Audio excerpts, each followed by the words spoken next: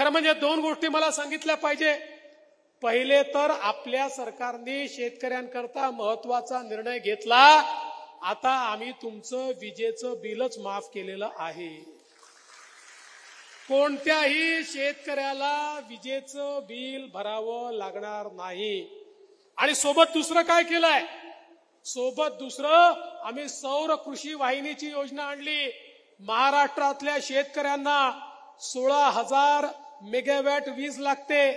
त्यापैकी 12,000 मेगावॅटचं त्या ठिकाणी आम्ही हरित ऊर्जीकरण किंवा सोलर मध्ये कन्व्हर्शन सुरू केलंय, जे 1.5 वर्षात पूर्ण होणार आहे. उलट 4,000चं आता काम अजून चालू करतोय. 2 वर्षानंतर शेतकऱ्यांच्या शेतात जाणारा विजेचा युनिट हा सोलरचा असणार आहे. त्यामुळे शेतकऱ्यांना 365 दिवस दिवसा वीज आम्ही देऊ. त्यांना रात्रीच्या विजेची आवश्यकता पडणार नाही.